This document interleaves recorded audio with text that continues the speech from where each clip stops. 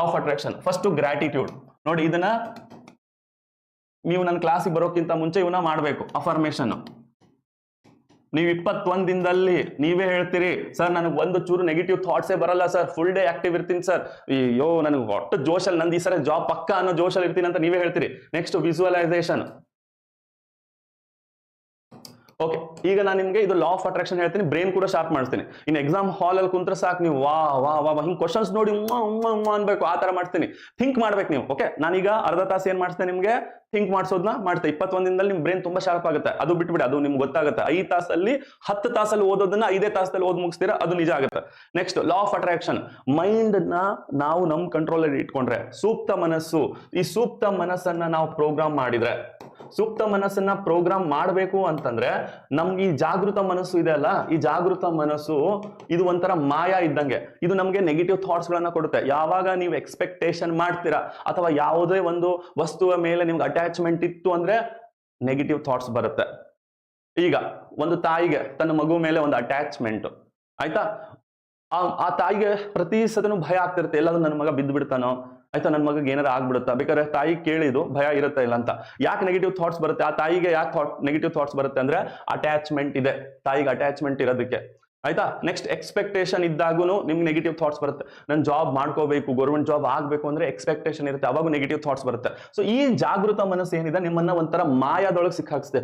ಆಗ್ಲಿಲ್ಲ ಅಂದ್ರೆ ಏನು, ಯಾರೋ ಒಬ್ರು ಬರ್ತಾರೆ, ಏನೋ ಇಷ್ಟು ವರ್ಷದಿಂದ ಓದ್ತಾ ಇದ್ರೆ ಇನ್ನೂ ಆಗ್ತಿಲ್ಲ, ಫುಲ್ ಡೇ ನಿಮ್ಗೆ ಅದೇ ಗುಂಗಲ್ ಇರ್ತೀರಾ, ಅದನ್ನ ಮಾಯ ಒಳಗೆ ಸಿಕ್ಕಾಕ್ಸುತ್ತೆ. ಸೊ ಇದನ್ನ ನಾವು ಈಗ 21 ದಿನ ಪ್ರೋಗ್ರಾಮ್ ಮಾಡಿದಾಗ, ಒಂದು ಸೂಕ್ತ ಮನಸ್ಸು ಪ್ರೋಗ್ರಾಮ್ ಮಾಡೋದು ಪಾಸಿಟಿವ್ ಆಗಿ ಮಾಡಬೇಕು. 21 ದಿನ ಮಾಡಾದ್ಮೇಲೆ ನಿಮ್ಗೆ ನೆಗೆಟಿವ್ ಥಾಟ್ಸ್ ಬರಲ್ಲ. ನಮ್ಗೆ ಪ್ರಾಬ್ಲಮ್ ಏನು, ನಾವು ಸುಮ್ ಕುತ್ಕೊಂಡು ಓದ್ತಾ ಇರ್ತೀವಿ, ಏನೋ ಒಂದು ನೆಗೆಟಿವ್ ಥಾಟ್ಸ್ ಬಂತು, ಇಂಟ್ರೆಸ್ಟ್ ಹೋಗ್ಬಿಡುತ್ತೆ. ಈಗ ಓದ್ತಿರ್ತೀವಿ, ರೀಲ್ಸ್ ನೋಡೋಣ, ಇಲ್ಲ ಸ್ವಲ್ಪ ಒಂದು 5 ನಿಮಿಷ ಮೊಬೈಲ್ ನೋಡೋಣ ಅಂತೀವಿ, 2 ತಾಸು ಹೋಗ್ಬಿಡುತ್ತೆ. ಸೊ ಹಿಂಗೆ ಕುಂತ್ರು ಓದಕ್ ಆಗ್ತಿಲ್ಲ ಅಂದ್ರೆ ನಮ್ಮ ಮೈಂಡ್ ಪ್ರೋಗ್ರಾಮ್ ಆಗಿಲ್ಲ. ಇಷ್ಟ ದಿನದಿಂದ ನೆಗೆಟಿವ್ ಪ್ರೋಗ್ರಾಮ್ ಆಗಿದೆ, ಇವತ್ತಿಂದ ಪಾಸಿಟಿವ್ ಆಗಿ ಪ್ರೋಗ್ರಾಮ್ ಆಗುತ್ತೆ. ನೀವು ಮೈಂಡ್ ಸೂಕ್ತ ಮನಸ್ಸನ್ನ ಫುಲ್ ಪಾಸಿಟಿವ್ ಆಗಿ ಮಾಡ್ಕೊಳ್ಳಿ. Attraction, law of attraction, what you think you become. ನೀವ್ ಏನ್ ಅನ್ಕೋತೀರಾ ಅದೇ ಆಗ್ತೀರಾ. ಸರಿ, ಸೂಕ್ತ ಮನಸ್ಸಲ್ಲಿ ನೀವು ಪಾಸಿಟಿವ್ ಹಾಕ್ಬೇಕು. ಒಂದು ಗ್ರಾಟಿಟ್ಯೂಡ್ ಅಂದ್ರೆ ಕೃತಜ್ಞತೆ ಸಲ್ಲಿಸಬೇಕು. ಬೆಳಗ್ಗೆ ಎದ್ದೇಳ್ತೀರಾ ನೋಡಿ, ಈಗ 6 ಗಂಟೆಗೆ ನನ್ನ ಕ್ಲಾಸ್ ಇರತ್ತಾ, ನೀವು 5 ಗಂಟೆಗೆ ಮಾಡ್ರಿ, ಪರವಾಗಿಲ್ಲ. ಒಂದು 21 ದಿನ ಮಾಡ್ರಿ, ಏನಿಲ್ಲ ರೀ. ನಿದ್ದೆ ಮಾಡ್ತೇವೆ ನಾವು, ಸತ್ ಮೇಲೂ ನಿದ್ದೆ ಮಾಡಿದ್ರು ಯಾರ ಬಂದು ನಮ್ಗೆ ಎಬ್ಸಲ್ಲ ರೀ. ಇಷ್ಟು ದಿನ ಸತ್ತಿದಾರಲ್ಲೇ ಸಾಕು, ಬಹಳ ದಿನ ಆಯ್ತು ನೀನು ನಿದ್ದೆ ಮಾಡ್ತಾ, ಎದ್ದೇಳು ಕೆಲಸ ಇದೆ ಅಂತ ಯಾರು ಎಬ್ಬಿಸ್ತಾರ? ಇಲ್ಲ, ಪರ್ಮನೆಂಟ್ ನಿದ್ದೆಯಲ್ಲಿ ಇರ್ತೀವಿ. ಅದಕ್ಕಿಂತ ಮುಂಚೆ ನಿದ್ದೆ ತ್ಯಾಗ ಮಾಡಿ ಅಂತ ಹೇಳ್ತಿಲ್ಲ. 6 ತಾಸು ನಿದ್ದೆ ಮಾಡಿ ಸಾಕು. ನಿನ್ನೇನು ಕ್ಲಾಸಲ್ಲಿ ಹೇಳಿದ್ದೀನಿ, ಇದೆಲ್ಲ ಒಂಥರ ಗಿಮ್ಮಿಕ್ ನಡೀತಾ ಇರೋದು. ಇಷ್ಟು ತಾಸು ನಿದ್ದೆ ಮಾಡಿದ್ರೆ ಆರೋಗ್ಯವಾಗಿರುತ್ತೆ, ಹಂಗೇನಿಲ್ಲ. 6 ತಾಸು ನಿದ್ದೆ ಸಾಕು. ನೀವು 4 ತಾಸು, ಈಗ ನೀವು ಈ ತರ ಮೈಂಡ್ ಏನೋ ಶಾರ್ಪ್ ಮಾಡ್ಕೋತಾ ಇದ್ದೀರಲ್ಲ, ಬ್ರೈನ್ ಶಾರ್ಪ್ ಮಾಡ್ಕೋತಿರಲ್ಲ, ಈ ತರ ಮಾಡಿದ್ರೆ 4 ತಾಸು ನಿದ್ದೆನೂ ಸಾಕು. ನಿದ್ದೆ ಯಾರಿಗ್ ಬೇಕು? ನಿದ್ದೆ ನಮ್ಗೆ ಮನಸ್ಸಿಗೆ ಬೇಕು. ಬರೀ ನೆಗೆಟಿವ್ ಯೋಚನೆ ಮಾಡ್ತಾ ಇದ್ರೆ ಬಾಡಿ ಸುಸ್ತಾಗುತ್ತೆ. ಆಮೇಲೆ ನೆನ್ಪಿಟ್ಕೊಳ್ಳಿ, ನೀವು ಈಗ ಪ್ರೆಸೆಂಟ್ ಅಲ್ಲಿ ಮಾತ್ರ ಇರೋಕೆ ಸಾಧ್ಯ. ಹಿಂದೆನೂ ಇರಕ್ಕಾಗಲ್ಲ, ಮುಂದೆನೂ ಇರಕ್ಕಾಗಲ್ಲ. ಬಾಡಿ ಪ್ರೆಸೆಂಟ್ ಅಲ್ಲಿ ಇದೆ, ಮೈಂಡ್ ಮಾತ್ರ ಫ್ಯೂಚರ್ ಅಲ್ಲಿ ಇರುತ್ತೆ, ಇಲ್ಲ ಪಾಸ್ಟ್ ಅಲ್ಲಿ ಇದ್ರೆ ಬ್ಯಾಲೆನ್ಸ್ ತಪ್ಪು ಹೋಗುತ್ತೆ. ಅವಾಗ್ಲೇನೆ ಪ್ರಾಬ್ಲಮ್. ಈ BP ಶುಗರ್ ಹೆಂಗ್ ಬರುತ್ತೆ? ನೀವು ಪ್ರೆಸೆಂಟ್ ಅಲ್ಲಿ ಇದ್ದೀರಿ, ಯೋಚನೆ ಮಾಡ್ತಿರೋದು ಫ್ಯೂಚರ್ ಬಗ್ಗೆ, ಅಥವಾ ಯೋಚನೆ ಮಾಡ್ತಿರೋದು ಪಾಸ್ಟ್ ಬಗ್ಗೆ, ಪ್ರೆಸೆಂಟ್ ಅಲ್ಲಿ ಇಲ್ಲೇ ಇಲ್ಲ. ಸೊ ಅದಕ್ಕೆ ನಿಮ್ಗೆ BP ಶುಗರ್ ಬರುತ್ತೆ. ಇವು ಯಾವ ಬೇರೆ ಪ್ರಾಣಿ ಪಕ್ಷಿಗಳಿಗೆ BP ಶುಗರ್ ಬರಲ್ಲ. ಯಾಕೆ?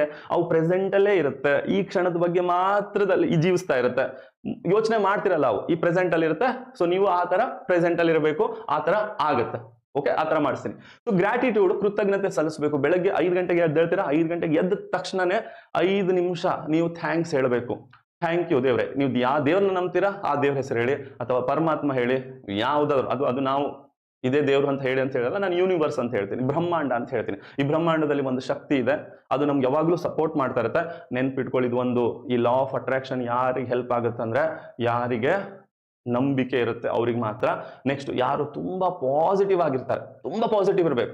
ನೆನ್ಪಿಟ್ಕೊಳ್ಳಿ, ಪಾಸಿಟಿವ್ ಇರ್ಬೇಕು. ಈಗ ನನ್ನ ಜಾಬ್ ಆಗುತ್ತೆ, ನನ್ ಒಂದು ಜಾಬ್ ಫಿಕ್ಸ್ ಆಗಿದಪ್ಪ, ಮುಗಿತು, ಇದಾದ್ಮೇಲೆ ಸ್ಟಡಿ. ಇಲ್ಲಪ್ಪ, ಆಗುತ್ತೋ ಇಲ್ಲೋ. ಇಂಥವ್ರಿಗೆ ನಿಮ್ಮ ಮೇಲೆ ನಿಮ್ಗೆ ನಂಬಿಕೆ ಇಲ್ಲ. ಇನ್ನ ಆ ದೇವರಿಗೆ ಅಥವಾ ಯೂನಿವರ್ಸಿಗೆ ಹೆಂಗ್ರಿ ತಥಾಸ್ತು ಹೇಳಕ್ ಮನ್ಸು ಬರುತ್ತೆ? ಜಾಬ್ ಕೊಡಕ್ ಮನ್ಸು ಇರುತ್ತೆ ನಿಮ್ಗೆ, ಆ ಜಾಬ್ ಕೊಡ್ಬೇಕು ಅಂತ.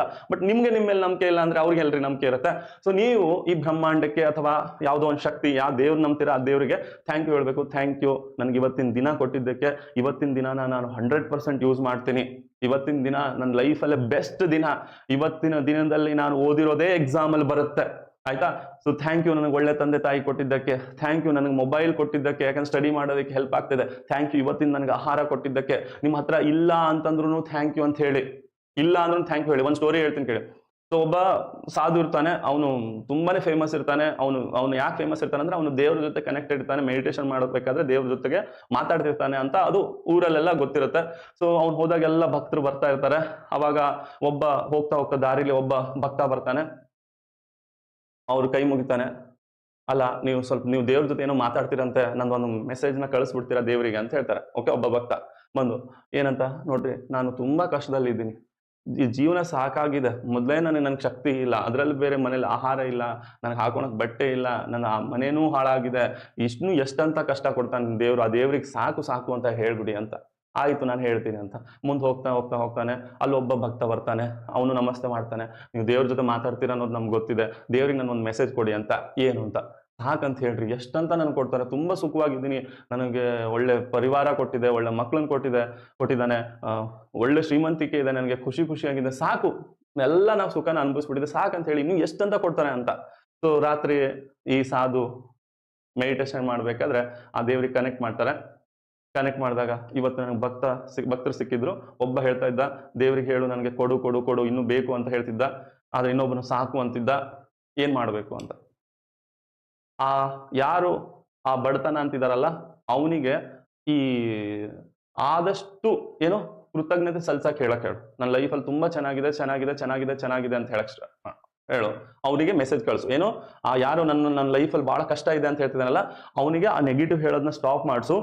ಥ್ಯಾಂಕ್ ಯು ಅಂತ ಹೇಳಕ್ ಸ್ಟಾರ್ಟ್ ಮಾಡು. ನನ್ನ ಲೈಫಲ್ಲಿ ತುಂಬಾ ಚೆನ್ನಾಗಿದೆ, ನಾನು ತುಂಬಾ ಖುಷಿಯಾಗಿದ್ದೀನಿ, ಈ ತರ ಹೇಳಕ್ ಸ್ಟಾರ್ಟ್ ಮಾಡಿಸು. ಇನ್ನೊಬ್ಬ ಇದಾನಲ್ಲ, ಅವ್ನಿಗೆಲ್ಲವೂ ಇದೆ, ಅವನಿಗೆ ಕೃತಜ್ಞತೆ ಸಲ್ಲಿಸೋದು ನಿಲ್ಸಕ್ ಹೇಳು ಅಂತ. ಅಂದ್ರೆ ಕೃತಜ್ಞತೆ ಅವನು ಸಲ್ಲಿಸ್ತಿದ್ದಾನೆ, ದೇವ್ರೆ ನೀನು ಎಲ್ಲದೂ ಕೊಟ್ಟಿದ್ಯಾ, ಥ್ಯಾಂಕ್ ಯು ಅಂದ್ರೆ ಜಾಸ್ತಿ ಬರುತ್ತೆ ನಿಮ್ ಲೈಫಲ್ಲಿ. ಆದ್ರೆ ನೀವೇನ್ ಮಾಡ್ತೀರಾ, ಬರೀ ಕಂಪ್ಲೇಂಟ್ಸ್ ಹೇಳ್ತೀರಾ. ಅವನಿಗೆ ಕಂಪ್ಲೇಂಟ್ ಸ್ಟಾಪ್ ಮಾಡಕ್ ಹೇಳು, ಇವನಿಗೆ ಕೃತಜ್ಞತೆ ಅಂದ್ರೆ ಗ್ರಾಟಿಟ್ಯೂಡ್ ಸಲ್ಸಕ್ ಸ್ಟಾಪ್ ಮಾಡಕ್ ಹೇಳು. ಇವನು ಗ್ರಾಟಿಟ್ಯೂಡ್ ಸಲ್ಲಿಸ್ತಿದ್ದಾನೆ, ಕೃತಜ್ಞತನಾಗಿದ್ದಾನೆ ದೇವರಿಗೆ, ಅದಕ್ಕೆ ಅವನಿಗೆ ಹೆಚ್ಚೆಚ್ಚು ಸಿಗ್ತಾ ಹೋಗ್ತಿದೆ.